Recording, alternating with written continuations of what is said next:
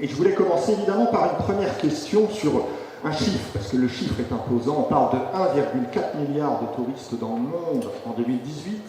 C'est 6% de croissance par rapport à l'année précédente. Cette croissance supérieure aux attentes, Christian, ça dit quoi du tourisme international aujourd'hui? D'abord, c'est une économie mondiale qui connaît une croissance soutenue depuis une quinzaine d'années, 4 à 5% par an en moyenne, depuis 15 ans, avec des bassins émetteurs, j'allais dire de plus en plus émetteurs, je pense à l'Asie, et des destinations nouvelles de plus en plus puissantes. La Chine sera demain certainement la première destination internationale devant la France. J'espère qu'on aura gardé au moins une deuxième place. La Chine sera donc certainement le pays le plus émetteur de touristes et le pays qui va en recevoir le plus. Donc c'est un monde qui bouge. Dans ce panorama, l'Europe reste la première destination. L'Europe capte quand même à peu près 50% des touristes internationaux émis dans le monde entier. Donc on est quand même dans une situation porteuse, l'Europe, et la France a encore beaucoup à faire. Ce qu'il faut aussi retenir, c'est que c'est une économie de l'offre, c'est pas une économie de la demande. Ce qui crée la demande, ce qui crée la croissance, c'est l'investissement d'abord dans l'offre qui entraîne la consommation. L'investissement, c'est le niveau de consommation de demain. Il faut avoir ça en tête, parce que c'est vrai qu'il faut bien connaître les marchés, comprendre ce qui se passe un peu partout, l'évolution des clientèles, la distribution, on va en parler, mais il faut avoir en tête que l'investissement dans les infrastructures, l'investissement dans les services, l'investissement aussi dans les hommes, quand je dis hommes génériques, hommes et femmes, Hamida, je fais attention. Mais en même temps, on est fiers, nous, à toute France, parce qu'on a 75% de femmes. On a une nouvelle directrice générale qui m'a succédé, nous avons choisi une femme, et on a dans l'équipe de direction une majorité de femmes. Voilà, je l'ai dit, c'est fait. Donc, économie mondiale portée par l'offre, les infrastructures, les services, l'investissement dans l'humain, dans le renouvellement, la réhabilitation qui est un défi pour toutes les destinations, et ensuite, effectivement, avec de l'inventivité, du talent, etc., on arrive à créer des destinations, des micro-destinations aussi, qui sont très très compétitives un peu partout dans le monde. Et alors avec des clientèles extrêmement dynamiques, on parle évidemment des clientèles asiatiques notamment, ça c'est, on a l'impression que c'est une croissance exponentielle. Alors, ce sont des clientèles dynamiques, donc il n'y a que la création de volume et de la création de qualité. C'est-à-dire qu'on voit qu'en Asie, et on ne s'y attendait pas, moi je me suis beaucoup trompé dans mes prévisions, je n'imaginais pas que la Chine, l'Asie allait voir émerger une clientèle jeune, aussi dynamique, aussi qualitative, aussi créative, qui nous surprend sans cesse. Donc je voulais vous dire tout de suite, ne caricaturez jamais un Chinois ou une Chinoise. Nos amis asiatiques vont nous surprendre encore. C'est de la haute qualité d'approche, de dépenses, etc. On retrouve à travers les nouveaux venus d'Asie, pas seulement de Chine, d'ASEAN, les 10 pays d'Asie du Sud-Est, on voit arriver des consommateurs, des voyageurs qui ont des comportements assez proches des Japonais, donc très très qualitatifs. Oui, il faut faire attention de ne pas caricaturer en effet cette clientèle. Oui, c'est très important. En plus, je l'ai dit, examinons ce qu'ils produisent comme offre chez eux, quel type d'hôtel ils créent, quel type d'environnement, quel type de design, les transports, les aéroports, la qualité de ce qu'ils peuvent produire, parce que ça devrait nous inspirer un peu plus. D'ailleurs, je remarque que nos grandes marques hôtelières, je ne vais pas citer de marques, mais on les a en tête, on a un leader français de l'hôtellerie qui a développé des marques, et qui développe sa croissance à partir de l'Asie. Le groupe Accor, tiens, je l'ai dit. Donc, on s'aperçoit que quand on compare dans l'une de leurs marques un hôtel créé par le même groupe en France, en Europe et en Asie, c'est pas la même chose, c'est pas le même niveau. Les standards sont très élevés. Donc, ils tirent quand même l'offre touristique mondiale vers le haut en ce moment.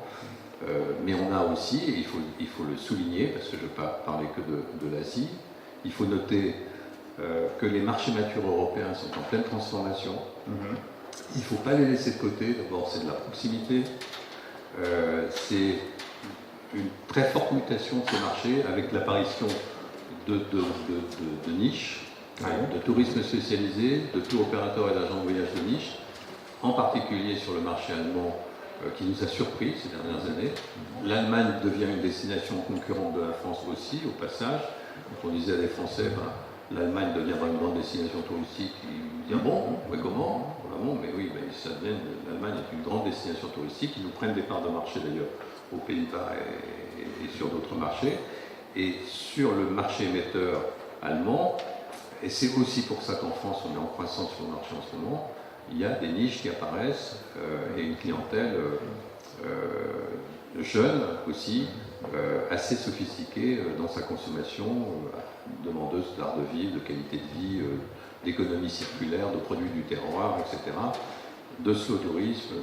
Bon, voilà. Donc les marchés européens, il faut les retravailler, il faut en prendre soin, et puis ne pas oublier aussi, j'allais dire, l'Europe orientale, les Amérique du Nord et Amérique du Sud, qui ont des potentiels de croissance, et l'Afrique. L'Afrique arrive. Nous avons constaté que dans les statistiques, que les pays qui sont en croissance en Afrique créent une émission de touristes de plus en plus nombreux vers l'Europe, en particulier la France, avec un très bon niveau de consommation, dans le shopping, les grands magasins, etc. Les Français, nous, d'une façon générale, on n'aime pas trop les statistiques, on n'aime pas trop les chiffres, l'économie ne nous passionne pas. Bon. D'ailleurs, on manque de chiffres. Je le dis tout de suite, dans le tourisme en France, on a une particularité, c'est à moi de le dire maintenant que je suis président. Je peux dire des choses. Et quand il y en a, ils sont discutés. Alors voilà, ça c'est très intéressant. On a peu de chiffres, quelquefois j'ai l'impression qu'on en a de moins en moins, et quand on en a, ça discute. Alors, aujourd'hui, par exemple, on est en octobre 2019, on n'a toujours pas les arrivées par nationalité en France en 2018. Bon. C'est quand même un peu embêtant, quand on parle de plan marketing pour 2020, de ne pas avoir ce qu'on a fait en 2018. Heureusement que nos plans marketing sont déjà élaborés pour 2020. Mais on n'a pas les chiffres de 2018 avec précision. On est infichu de dire, ici, en Seine-et-Marne, en 2018, il y a eu combien de Britanniques, il y a eu combien d'Allemands, il y a eu combien de Belges. On va reparler de la France. Et toujours sur les chiffres, j'aime bien être un peu taquin. Sur les chiffres, c'est pourtant important de les avoir avec le plus de précision possible, en territorialisant ces chiffres, parce que ça pèse aussi sur l'investissement. Un investisseur, il se trouve que je suis devenu un investisseur, parce que mon statut de président non exécutif et bénévole m'oblige à avoir des activités quand même à côté, et j'ai rejoint un fonds d'investissement français long terme qui investit dans l'hôtellerie. Et on manque de chiffres. Un investisseur, la première chose qu'il fait, je parle d'attractivité, quand il arrive dans un territoire, donnez-moi tous vos chiffres. Je vais croiser, je vais faire des analyses, je vais faire du benchmarking aussi, mais j'ai besoin de cette plateforme d'intelligence économique. Les Espagnols, ils ont tout en chiffres. D'ailleurs, j'ai un collaborateur qui est encore plus taquin que moi, qui nous a sorti un tableau l'autre jour. Voilà le tableau de bord des chiffres du tourisme, 3 petits points en Espagne. En Espagne, tous les mois, mois par mois, ils ont toutes les nationalités. Donc ça veut dire que... Et ce qui fait que discute moins les chiffres. Les chiffres sont... Moi, mon collègue espagnol, mon homologue, un jour, j'ai téléphoné, je lui ai dit, c'est quand même bizarre, toi, tu as du bol, tu annonces toujours plus 3, plus 4%, et les professionnels ne gueulent pas, ne râlent pas. Chez nous, plus 2, c'est pas vrai, on n'a pas fait plus 2. Les ministres disent qu'on a tant de millions de touristes, mais non, ça ne marche pas le tourisme en France, c'est pas vrai. Et je dis à mon collègue espagnol, mais pourquoi il ne râle pas? Mais il me dit non, ça fait venir les investisseurs. Donc vous voyez, économie de l'offre, faire venir les investisseurs, l'investissement crée de la croissance et on a intérêt à avoir des chiffres, on a intérêt à porter plutôt des résultats qui sont des succès que contester les résultats même quand ils sont des succès. Alors on a une espèce de débat absurde en France, inutile et absurde. Oui mais nous on a 89,4 millions de visiteurs en 2018, étrangers, mais il y a du passage. Il y a du passage. 15%, on dit que c'est 15% de passage. Il n'y a pas un chiffre qui est sorti. On dit que c'est 15%, c'est la technique du doigt mouillé qui, par ailleurs, a fait ses preuves. Personne n'a des chiffres. C'est au moins une nuit dans un hébergement marchand. Moi, je préfère dire payant. D'accord? On les qualifierait de week-end, on les prendrait. Quelle est la différence entre un week-end, en termes de statistiques, et un passage? On est incapable de le dire. C'est un hébergement marchand. On va revenir sur le marché. Il y a juste une dernière chose, parce que les recettes. Nous, on ne compte pas dans nos recettes l'achat de vin dans les vignobles. Donc le Belge qui vient acheter du champagne ou du Bourgogne, les caisses de vin qu'il achète, c'est pas compté. Est-ce que c'est compté en Espagne? Oui. Est-ce que c'est compté en Italie? Oui. Donc notre chiffre, notre recette est sous-estimée régulièrement. En fait, on fait plus. Le tourisme doit être vraiment pris en compte parce que non seulement c'est 7,5% du PIB, 2 millions d'emplois, c'est évidemment apporter des consommateurs supplémentaires dans un territoire qui peut en manquer. Il y a des territoires, la consommation locale ne suffit pas à porter les activités des entreprises et même les services publics. Donc apporter du consommateur supplémentaire, c'est essentiel. Donc là aussi, si on considère que c'est vraiment une économie, on se donne des bons chiffres et des plateformes d'intelligence économique. Et maintenant, il devient citoyen du monde, en plus, de la planète. Et il est électeur. Et il faut lui rendre compte de tout le temps et avec précision. Vous savez, on connaît ça dans les entreprises, quand vous réunissez les gens pour donner une information, ils vous disent « mais je ne savais pas, comment ça se fait que je n'étais pas au courant ?» On est en train de vous réunir pour vous donner l'information. Quand on monte un projet touristique avec les habitants, on a un peu l'impression que lorsqu'on fait la première réunion pour les informer, on dit « mais on n'était pas au courant ». Ils sont très exigeants.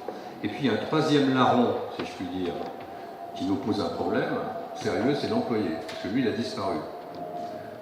Aujourd'hui, monter un projet hôtelier, il faut quoi? De l'argent, des liquidités. On en a beaucoup, beaucoup, beaucoup. Il y a beaucoup d'argent. Il nous faut du foncier maîtrisé et un lien très très étroit avec les élus, parce que les maires sont les premiers acteurs du tourisme, des vrais acteurs du tourisme, les maires, qui arrivent chronologiquement, c'est les premiers à apparaître. Le premier contact que vous avez quand vous avez un projet d'investissement, c'est avec les élus. Parce qu'en plus, un hôtel sans le territoire autour, un hôtel sans la destination autour, c'est quand même pas un hôtel. Il y a encore des hôteliers qui croient qu'ils remplissent les musées. Moi, je leur dis, c'est quand même les musées qui remplissent votre hôtel, même si il faut que vous fassiez une très belle adresse, il faut que ça soit très beau, c'est quand même la destination qui remplit aussi votre hôtel. Et vous allez, parce que vous avez un beau concept, participer au développement du territoire.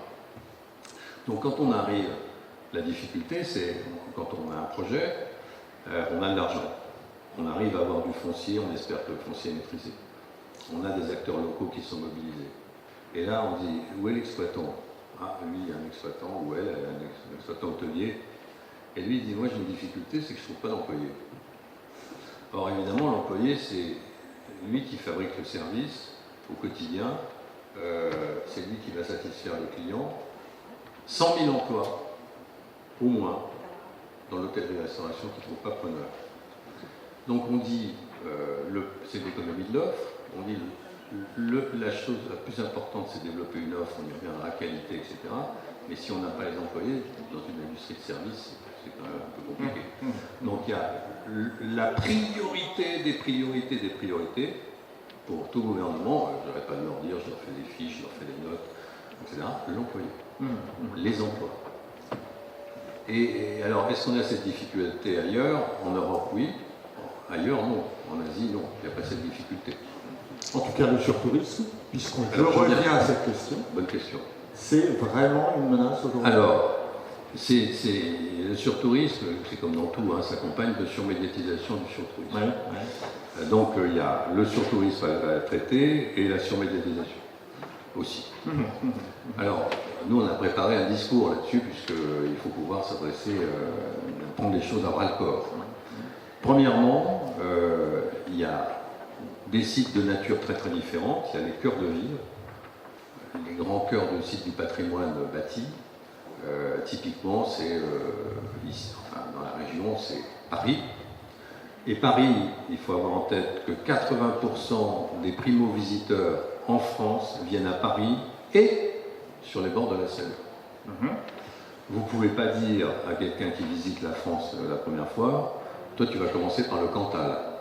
Ça c'est un mythe. Un peu compliqué. Non mais les gens qui vous racontent que quand on aura, moi j'adore le Cantal, hein, en plus on a des amis communs comme Jean-François Rial qui est au cœur du Cantal, ils veulent pas voir de touristes d'ailleurs. Hein, surtout pas. Au passage, hein, ils sont dans le tourisme, ils ont leur maison dans le Cantal et ils essaient d'en voir le moins possible. C'est comme moi avec la Corse, pareil. Je suis corse d'origine, tu vois qu'il y a une fierté sénémarnaise aussi forte que la fierté corse, je vous en félicite. Mais en Corse, tu me dis demain tu as 2000 Chinois qui viennent, j'ai quand même un doute. Donc on est quand même un peu bizarre. Donc au cœur de Paris, 80% des gens veulent voir la Tour Eiffel, veulent voir le musée du Louvre, Orsay, etc. Notre-Dame. Et s'ajoute à cette fréquentation touristique les Parisiens. Les bords de Seine sont de plus en plus attractifs, les berges, on y fait du vélo, de la trottinette, du skate, enfin moi, tout le monde a compris que c'est hyper attractif. On crée des grands événements autour de la Tour Eiffel pour des Parisiens, des Franciliens, des Français. Donc on a une surfréquentation. Dans cette surfréquentation, le tourisme pèse à peu près 20%, et on dit que c'est du surtourisme. Donc, notre réponse à nous, les acteurs du tourisme, dans ce style de situation, c'est encore la réponse des chiffres. Il nous faut des chiffres précis sur ces fréquentations, des chiffres donc nous n'en avons pas. On est incapable de dire tel jour dans l'année, il y a tant de personnes autour de la Tour Eiffel. Alors moi, mon intuition, c'est qu'on a une surfréquentation touristique à peu près 60 jours par an, qu'on a une surfréquentation locale à peu près 6 ou 7 mois par an, et qu'on a des pics qui sont provoqués par la création des grands événements, qui utilisent le Champ de Mars en particulier beaucoup. Combien? Une dizaine de jours par an, mais c'est énorme, c'est plusieurs centaines de milliers de personnes. Donc qu'est-ce qui fait le plus de mal au site? Il va falloir l'expliquer, mais il va falloir donner des chiffres. Et on n'a pas de jauge non plus. On n'a pas de jauge. On est incapable de dire le niveau d'acceptabilité de ce site, qu'il soit patrimoine, cœur de ville, naturel, nature, etc., c'est tant. On ne sait pas sur le Mont Blanc si il faut 200 personnes le 15 août ou pas plus de 100. On ne sait pas.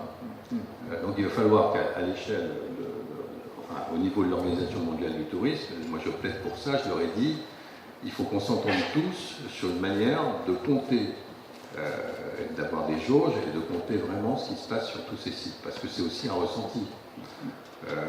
Alors, là, le secteur du tourisme est montré du doigt. C'est la première fois qu'il a mauvaise presse. Bien sûr, globalement, la première fois dans son histoire qu'il a mauvaise presse.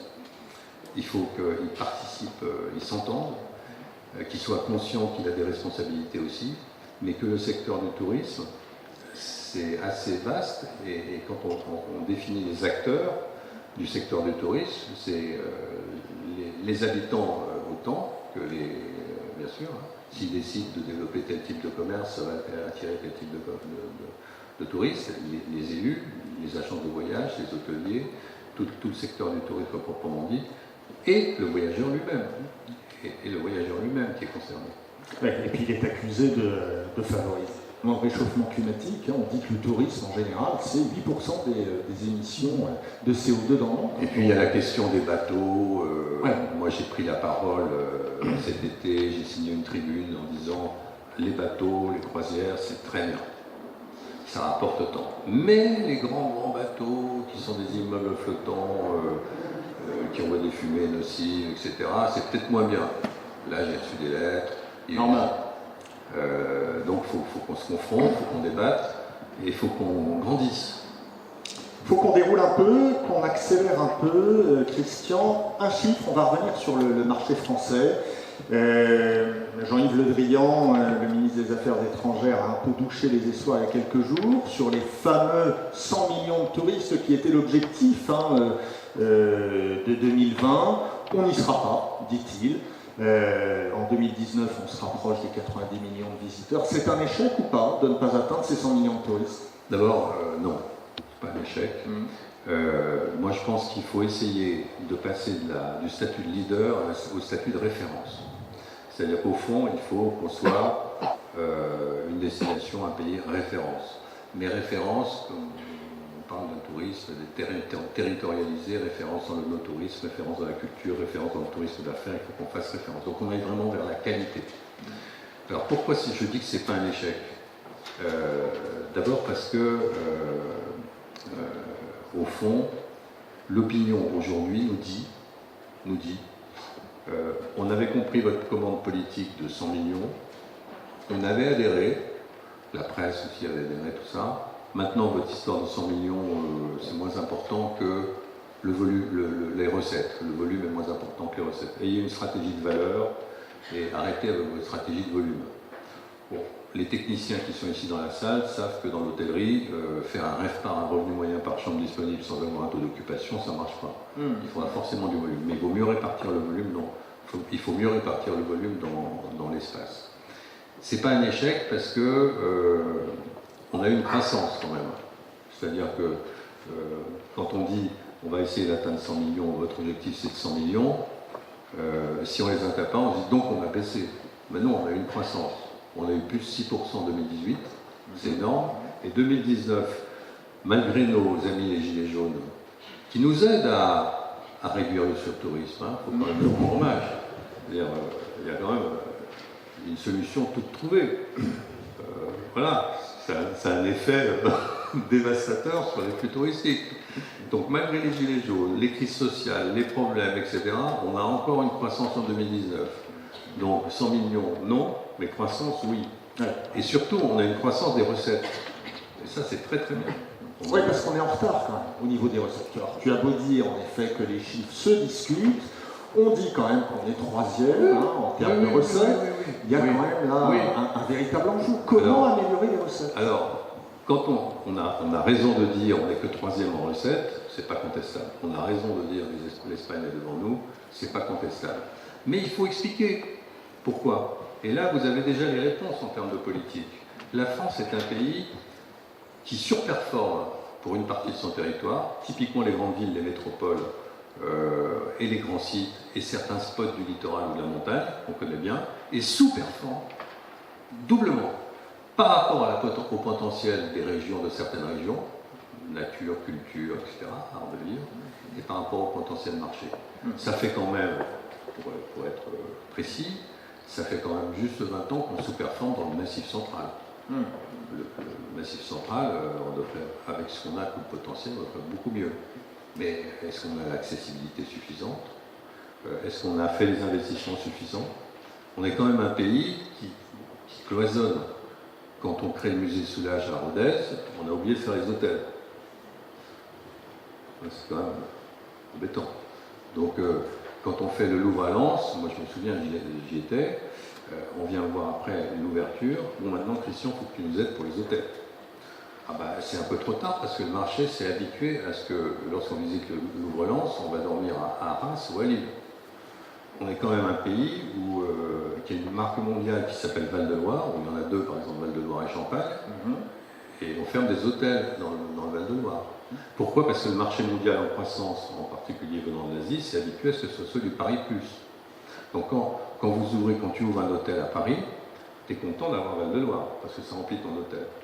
Mais en termes d'aménagement du territoire et de gestion des flux, c'est pas très intelligent.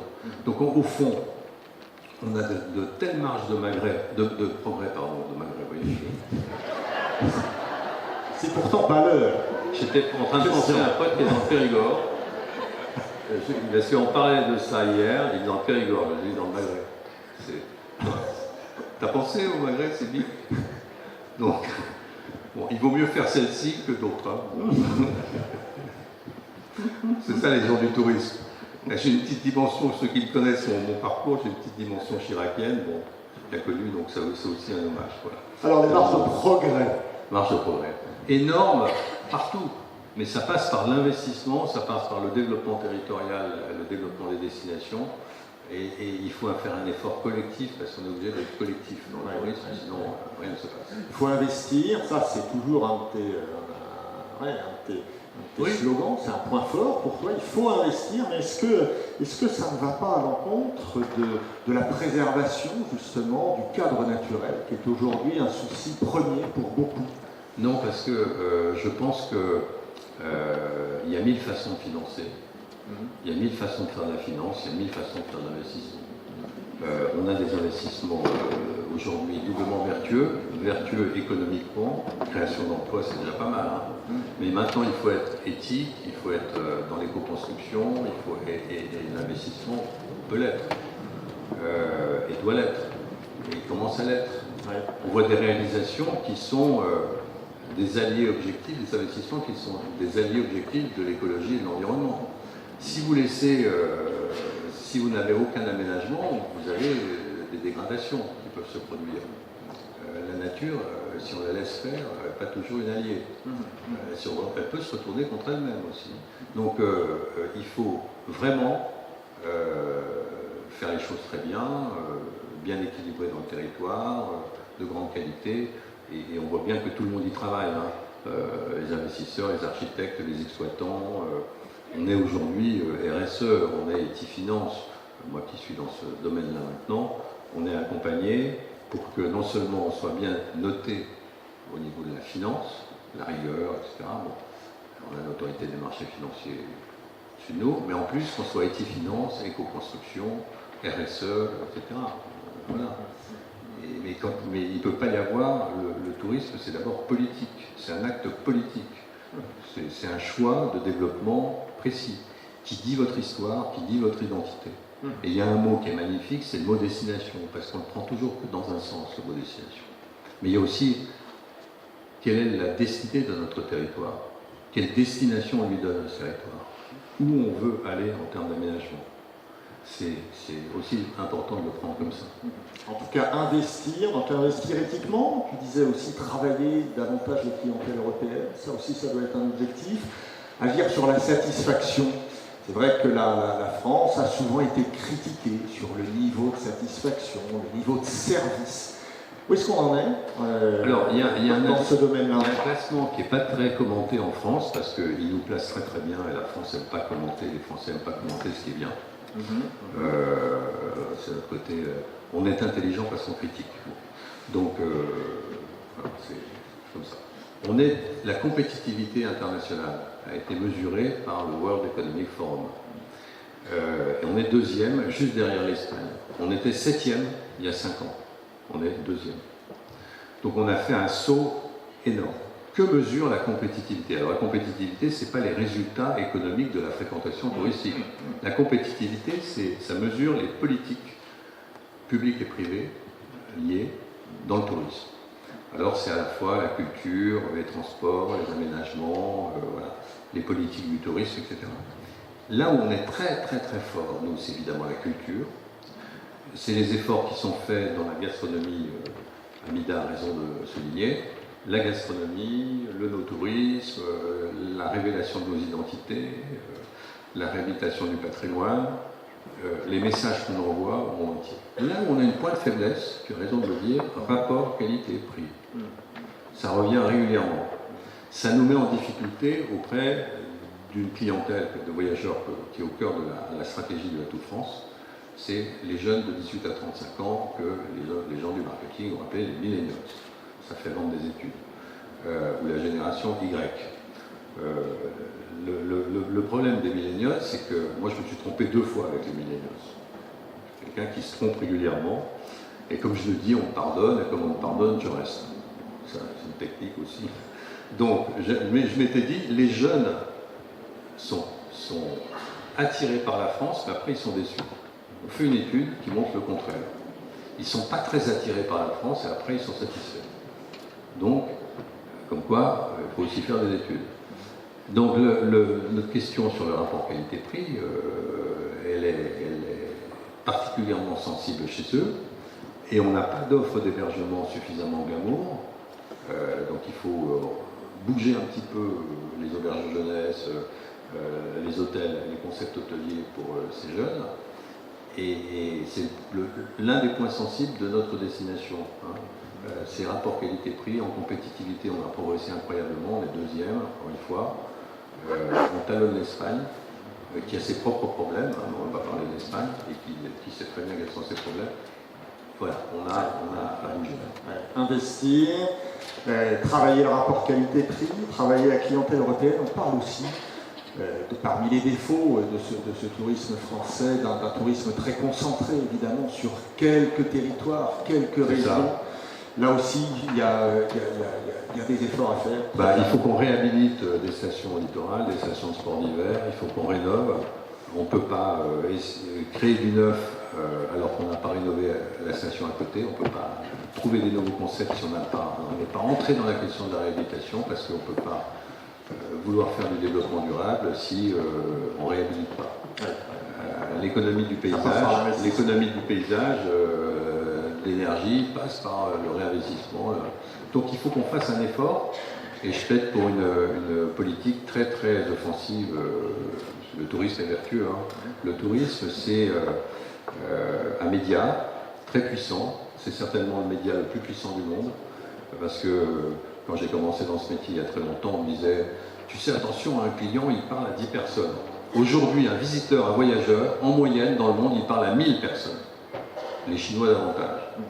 Donc c'est un média très puissant. Les entreprises investissent. J'aime bien cette idée de création d'agences d'attractivité, parce que le tourisme a peut-être sa place dans l'avenir beaucoup plus dans les agences d'attractivité, parce qu'il porte l'économie globalement, il apporte sa contribution, il est peut-être beaucoup plus reconnu en montrant aux autres activités à quel point il est indispensable, parce qu'il les tire vers le haut, on apporte de l'audience dans les musées, hein, dans le patrimoine. Mais l'investisseur qui vient, il pense cadre de vie, il pense golf aussi, pour ses employés, pour ses clients qui viennent le voir de temps en temps. Il faut des hôtels, il faut des bons restaurants, il faut de l'activité culturelle. Parce que c'est l'attractivité du territoire pour que les gens vivent mieux ensemble. Les employés, les habitants, les touristes, etc. Et d'ailleurs, la définition statistique du tourisme dans le monde, elle se limite à au moins une nuit dans un hébergement payant. Mais après, il y a le voyageur d'affaires, l'orchestre qui va jouer à la Philharmonie à Paris, il descend dans les hôtels des touristes, statistiquement. Les équipes de rugby et de foot qui vont venir s'entraîner ici, ils deviennent touristes. Donc au fond, nous on est qualifiés de touristes parce que c'est une définition statistique, mais en fait, notre économie, c'est l'économie mondiale des mobilités. Et c'est ça qu'il faut avoir en tête. C'est la création de flux vertueux, positifs, bien répartis sur le territoire et qui créent de la valeur et de la richesse. Alors dans ce paysage global que tu viens de nous décrire, quelle place tient selon toi le slow tourisme, notre sujet du jour? Est-ce que c'est davantage, je le disais, qu'un effet de mode? Est-ce que c'est une tendance profonde ou pas? Le slow tourisme, comme je parle anglais, je défends la francophonie, donc je me méfie des slogans.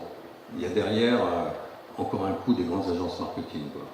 En fait, c'est une aspiration profonde à vivre plus lentement, à profiter davantage. Moi, je parle lentement, tu m'as dit on a du temps, je prends du temps. Voilà, on a commencé à pratiquer le slow tourisme, vous avez remarqué. C'est la slow conférence. La slow conférence, vous avez le droit de vous endormir. Je n'ai pas de problème. Hein. Non, quand même. Oui, merci. Donc en fait, c'est prendre son temps et profiter en ayant conscience qu'on a des responsabilités. Donc il faut protéger l'environnement, il faut profiter des produits du terroir, l'économie circulaire, ça c'est très important. Dans le no-tourisme, je rencontre des vignerons qui reçoivent des Belges, des Anglais, des Américains, qui prennent leur temps dans la cave de discuter, de comprendre la personnalité du vigneron, sa famille, son histoire, etc.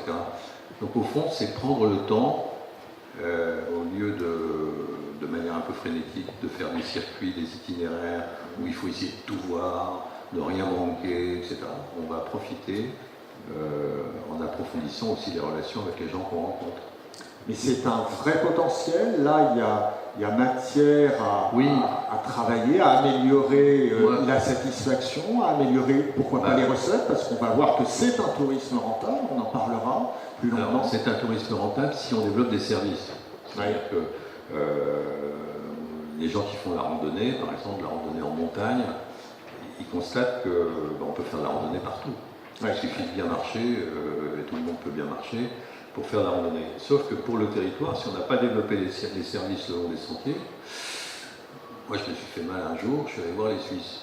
J'ai passé un séjour dans les Suisses, j'aime bien la randonnée en montagne.